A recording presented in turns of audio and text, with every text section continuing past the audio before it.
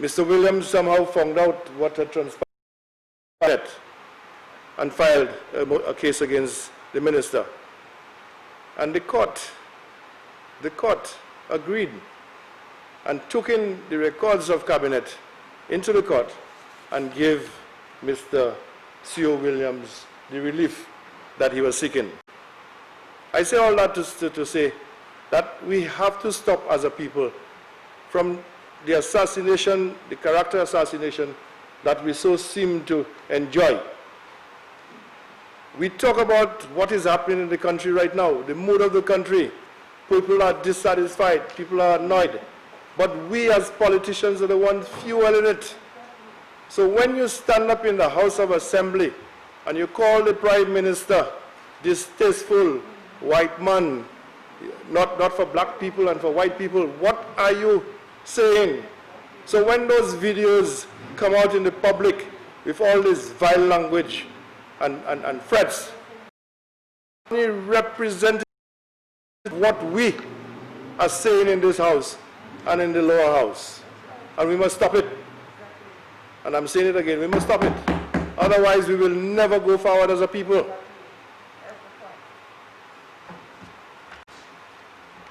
When this matter of the state of emergency was first discussed in this house, I tried my very best to explain why a state of emergency was necessary. At that time, the opposition indicated that they were not happy about the state of emergency because of the enormous powers that it granted the Honorable Prime Minister. They indicated that they would agree on that occasion, and they also agreed on the second occasion, but would be watching the Prime Minister very, very carefully. On the same occasion, the same were used. They could not point to one action or one abuse of power that was granted to the Prime Minister. I also made mention of the various pieces of legislation that they said that they could be used, but they never mentioned it, but I did the homework and I brought it out. So I used the Computer Misuse Act, and I also talked about the Quarantine Act. And then I was surprised to hear the leader of the opposition in the Law House making reference to the Quarantine Act and how it could be used and so on. But what he didn't do was to go into what the Quarantine Act allows, what the Computer Misuse Act allows. And so I'm going to say it again, that with the Computer Misuse Act, if there are videos circulating of hatred, of violence, of abusive language, insulting language, the police can investigate. But even after the police have carried out their investigation and have found out who the culprit is, they cannot go to court or cannot charge this person unless they have the concurrence of the Director of Public Prosecution. That takes time. That takes time. When we talk about the Quarantine Act, it gives the CMO powers, including dedicating a place as a place of quarantine and to have the ability to control its management. But what he failed to say is that it is the Governor General who has the powers to make regulations as to respect to the whole or any part of St. Lucia, including the ports and our coastal waters. But even if the Governor General, they do not have the force of law or any effect until confirmed by resolution of the House of Assembly, where amendments can be made. Madam President, with the present attitude of the opposition, you can well imagine the amount of problems we will experience on each and every piece of regulation that is made by the Governor General. Especially at this present time, this Governor General has been maligned, has been insulted by the opposition. They have refused to come to the House, even when he's given his front speech.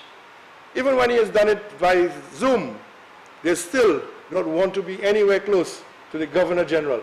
And do you think that those persons are going to come here and allow the Governor General to pass regulations? Senator Henry. Madam President, I'm standing on the point of order, 47. What point of order is that? Point of order. What point of order? I'm standing for 47.5.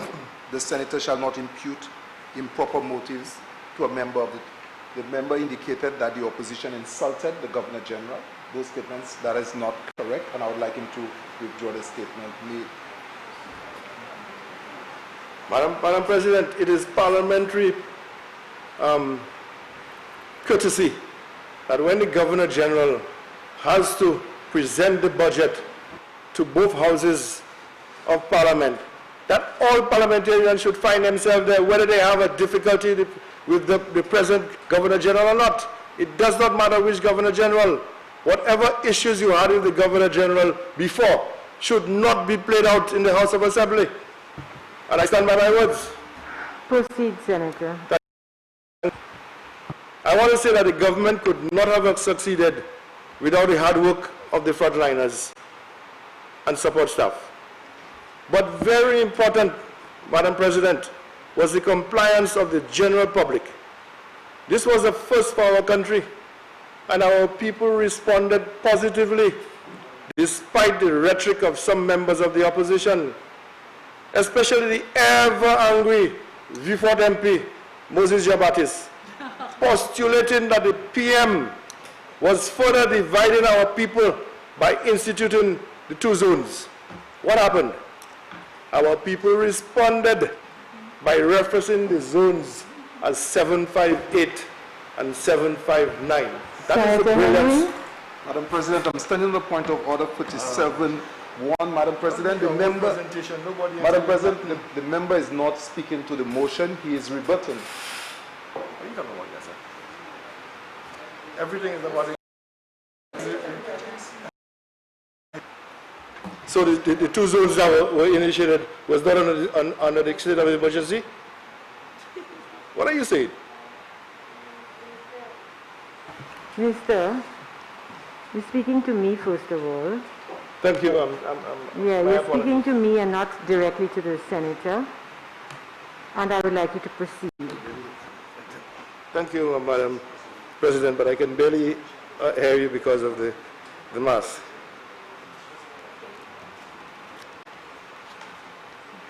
This motion is now seeking for further 4 months as we prepare to open our borders. And we are opening our borders to find out whether we are capable of managing the eventuality of trying to see how we can resuscitate our economy. We cannot revive our with our borders closed. Otherwise, we will have another crisis on our hand, and this crisis will be a crisis of starvation. The rest of the world is dealing with the same coronavirus.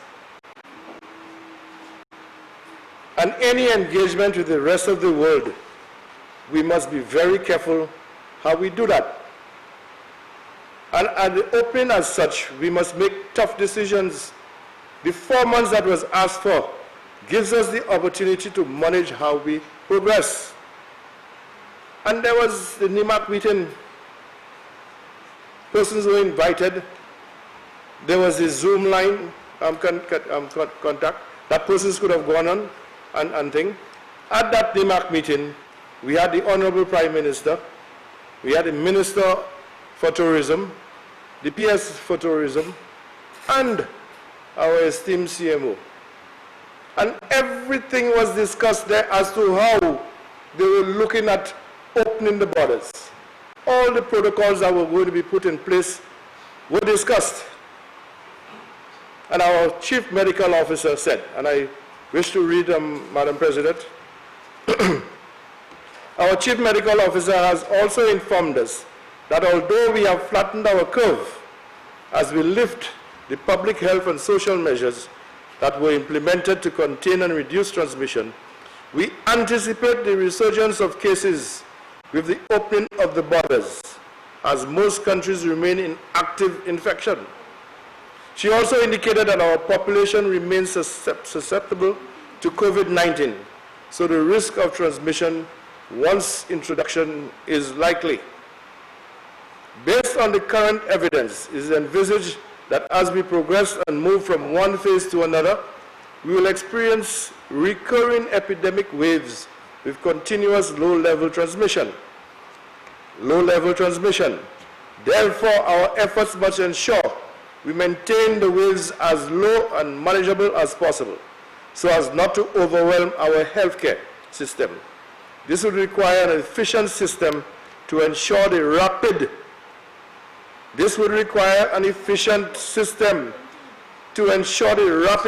implementation of measures which the state of emergency allows. I would like to read this again. This requires an efficient system to ensure the rapid implementation of measures. Senator Ferdinand. Which? Madam President, on a point of order, is the member quoting from a document? Is he reading extensively? What's your point of order, please? I mean, he's just reading from a document. I don't know if it's a, Sorry? Yeah, but he's reading extensively from it. Senator, are you speaking to me?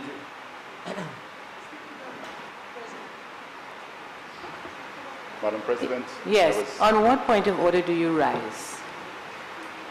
Madam President, I will rise when I'm prepared.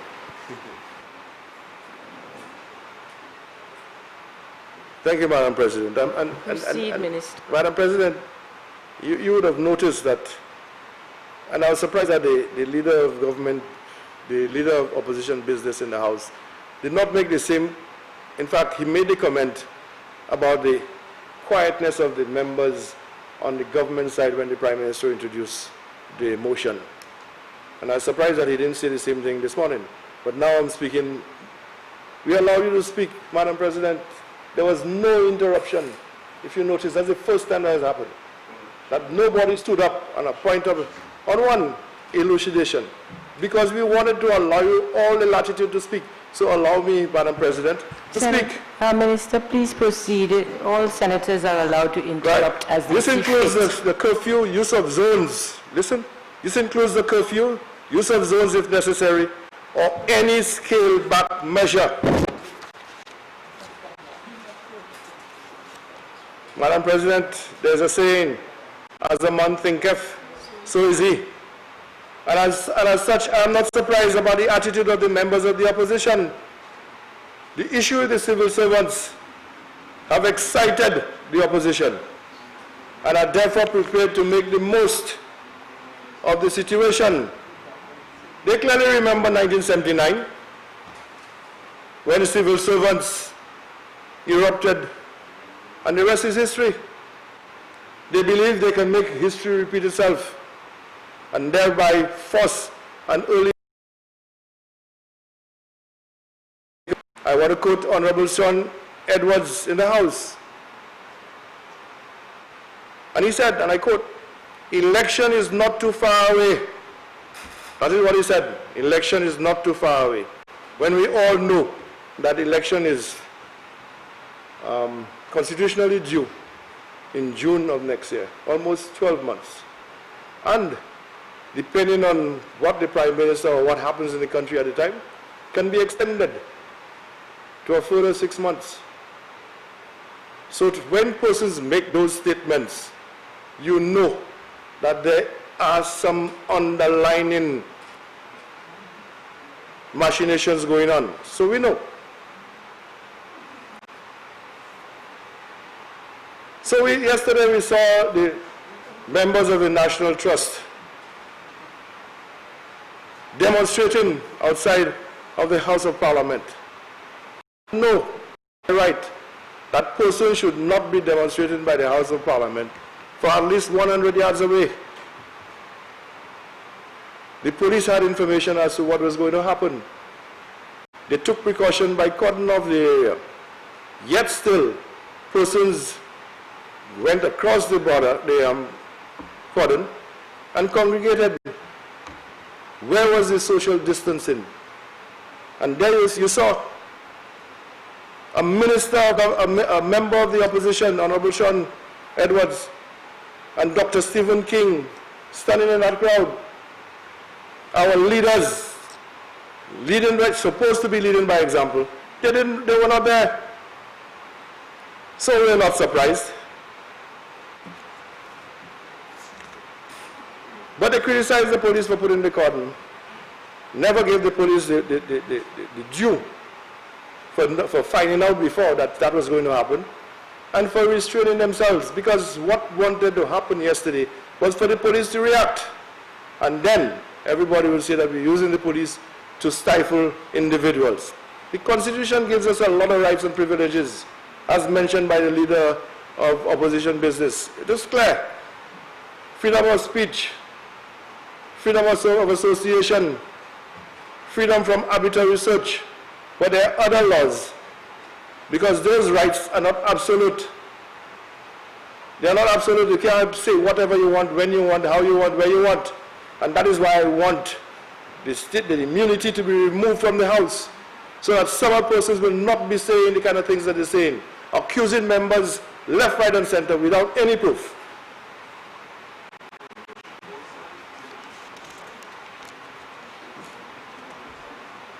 So yesterday, when we saw the members of the House meeting, we saw hatred, viciousness, persons calling the Prime Minister white man, okay?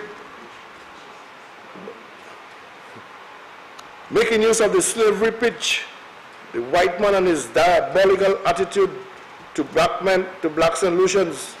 The PM is for white tourists to come to our country. We talk about this thing. But we have sent almost 25 young St. Lucians to Canada. So when you say Canada has not opened its borders, there are 25 young people from St. Lucia who are on the farms working presently. And by next week, we expect a few more to go. So we must make arrangements for our people. So if we didn't allow them to go, how would they take care of their families? In this situation now, we need persons to be able to go out there and make an honest living. Then we talk about reopening the border to the US, the epicenter of the virus. But if you're honest with yourself, you will know that the US is the hub for the Caribbean. All the planes come from there. The only thing is the Air Canada. We are close to the English, so we are talking about other places like Taiwan, other countries. They have to come through the US. So we're not opening for the US people. Are they not St. Lucians living in the United States of America who may want to come and see what's happening in the country? How are they not going to come? But we are getting the requests. People want to travel. They want to come. Okay? But they will not be able to fill the plane. So you must use techniques and other ways to try to see how we can coexist. And we have said it. All the members of the world, the chief, the leaders of the world, the medical professionals have been saying it. We must coincide or to be able to live with COVID. That is the new normal. Until or unless we get a vaccine for the COVID-19, we have to be careful. So we have asked for the 4 months, Madam President. And the second reason why we did that is because we have the Cuban doctors and Cuban nurses here. Without the state of emergency, those persons cannot function in St. Lucia. There is a medical practitioners board to which they must apply before they can be registered in St. Lucia. We all know the history of our nurses from Cuba. When they came back to get a job in St. Lucia, they couldn't get a job because they said they wanted them to be certified. So they had to take the exams. That's a fact. I'm not manufacturing anything. It is a fact. We know how difficult it is for a medical practitioner who is not a St. Lucian to come to St. Lucia and to apply to be able to practice in St. Lucia, how much time he has to spend before this medical board will sit on his application. We are in dire straits. The opposition came forward and congratulated the Cuban government and the nurses and doctors for coming to our shores, to our aid. And today you are telling us to allow them to go back. Do not let them stay. How selfish can we be? That is the only piece of legislation that allows them to stay. So we must do it. The only thing in the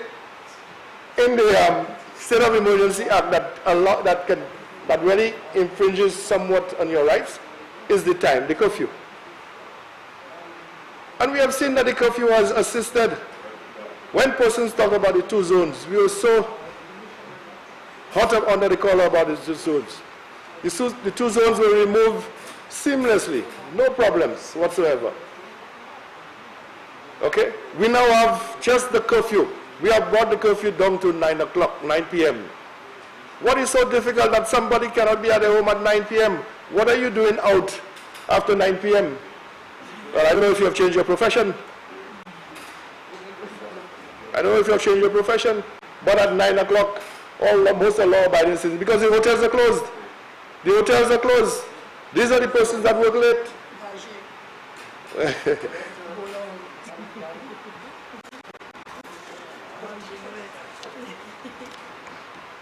Madam President, I was very happy to have heard the opposition member from Mikud South, when he talked about the Honorable Mia Motley. But you're from Mikud South? Okay, Senator, my apologies, yes, Ferdinand. And he talked about what the Prime Minister from Barbados has said. But he failed to say that it was St. Lucia under the leadership of the Honorable Prime Minister that stopped the cruise ships from coming to St. Lucia. He was the first person to take that decision. And Barbados said, well, they're not closing, they accepted the cruise ships. And you saw what happened. So today, when she says that she's not ready to open her borders, the borders were never closed. The borders were never closed, and there is a state of emergency in Barbados. So don't use words and sayings as you want. You have to contextualize it. Okay? This Prime Minister was the first. He led by example. He was the one who closed the cruise ships. He was threatened and everything. But he took that stand. That's right. Okay? That is a leader. CARICOM has now requested that our Honorable Prime Minister Alan Shastney to be the lead person in the reopening of the tourist sector. They have chosen him. And yet still we in this country, we cannot accept and congratulate people when they have done well. Have you ever heard any member of the opposition say to the Prime Minister, well done, my brother? Not one has ever said that. You know, we talk about the CM one thing, and so rightly so. Have you ever heard anybody praise the minister? None from the opposition. But what do you expect? That's what happened. You know, you blame everybody, you know, and we talk about trust and we talk about all sorts of things. So, Madam President, I am saying to everyone, to St. Lucians, have faith and trust in your government. This government has no ill will to anybody. This government wants, and right now we have the problem with civil servants wanting to get their salaries without any sort of, how do you call it? Without bonds or anything. They want to get the full salary in cash, without any deferment or anything like that. We know, the Prime Minister has explained how much money he gets every month. What we used to get $110 million every month. That was our income. Right now, what do we get? $35 to $45 million. Okay, you have to pay civil servants $45 million. Where are you getting the money from? 49, sorry. And all the Prime Minister is asking for is a 3 months grace period. 3 months, you're going to get your money. You're going to get the money.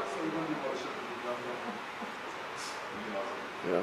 But I will deal with the demolition of a building another time. We will deal with that. Because I want to have that discussion, Madam President, but I want to have it in a joint session for the former Prime Minister to start the discussion. Let him start the discussion and say why is it that he removed the prisoners from the old building and went to Bodley. Not even getting permission for the electrical works. He quickly went there because he was correct, he was right. I thank him for that. But I mean, and he said so in his speech that this thing should be blown out of existence. Context wrong. Yeah. Okay? He said it. I agree that when whatever he was quoting said it, in one of his speeches, he said, I agree. We as a people cannot treat other human beings, other solutions in that way. We cannot treat our people that way. And the quicker we can get our people away from there, the better. Senator Ferdinand. Madam President, I rise again on a point of order, and I will indicate 37.1, contents of speeches. I think the member is now stuck on an argument about the prison and the former Prime Minister. I do not see how that relates to the current discussion or the current matter on the table. So I think he should confine his presentation to the matter in front of us. Thank you, Minister. Madam. Thank you, Madam President. But Madam President, No, I'm just asking whether you have a response to the Senator. No? I was the one who brought it up. We talked about the trust and we talked about demolition during a period of a state of emergency. So we're still talking about the state of emergency. We're still talking about the state of emergency. Senator Ferdinand, in my observation, you were the one that raised it. And sitting here, and he heard you, and he responded. Senator Henry, and he responded. So, we can't have our cake and eat it. Either you keep it under the radar so that he's not enticed, or when he does answer, don't make it look like he started. It was Senator Henry, I knew it came from this side. Okay?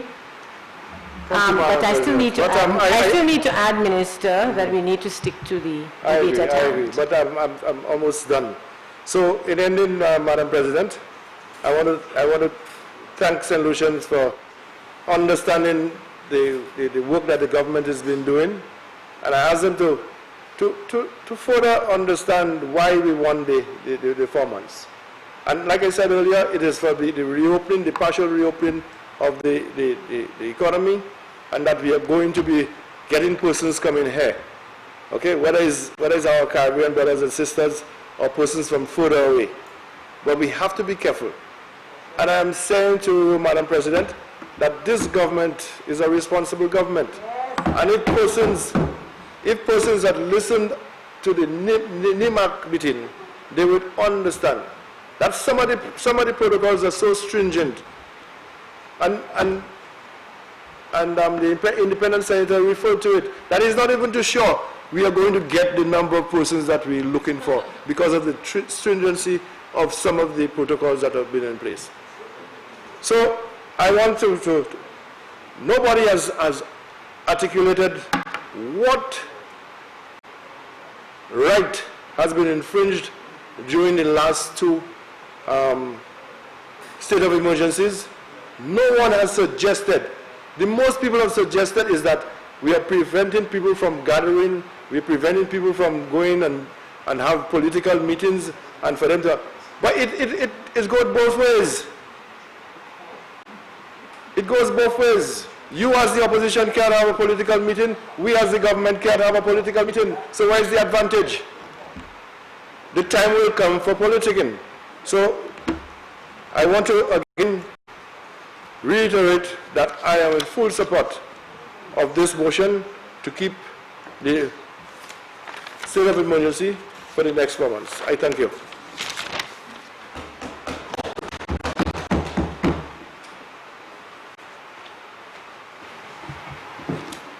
Leader of Government Business. Madam President, I beg to move for the suspension of this House sitting till 3 p.m. this afternoon.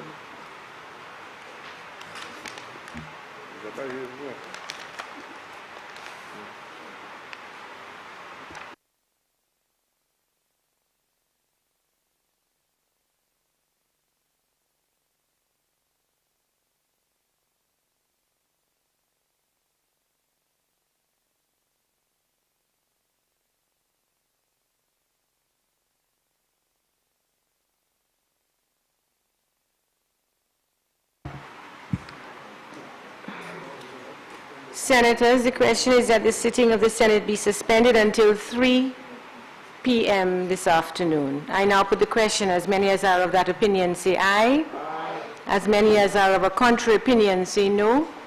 I think the ayes have it. The ayes have it. Of course, ladies and gentlemen, there you have it. The Senate breaking off for lunch. And we say in the first session of the Senate, of course, members, senators opposite making their argument. Of course, notably, we saw the events of this morning starting off with Senator Honorable Fortuna Belrose paying tribute there to Joyce Ogis, and also bringing to the fore that CDF, among other things, will be making arrangements to recognize her. And that is on what foot we got started. Of course, we also saw Honorable Mary Isaac, who is responsible for government business in the House. We saw her presenting the bill, which is before the Senate. Of course, be it resolved that Parliament further extends for an additional period commencing from the first day of June 2020, ending 30th September 2020, in accordance with Section 7(6) of the Constitution of St. Lucia, Cap 101, the Constitution of St. Lucia, extension of resolution of the Parliament approving a declaration of a state emergency passed as statutory instrument number 60 of 2020 that extends the state of emergency from an additional period commencing from the 27th day of April 2020 and ending on the 31st day of May. So we have now come to the end of the first session. Of course, we did see the opposition making their voice heard, and among other things, how prepared we are and how moving forward, whether the country is prepared. Also, we heard from independent senators adding their voice to that. So far, 5 persons being against, and for this reason, we saw a government making the argument that we are indeed in need of this extension of state of emergency.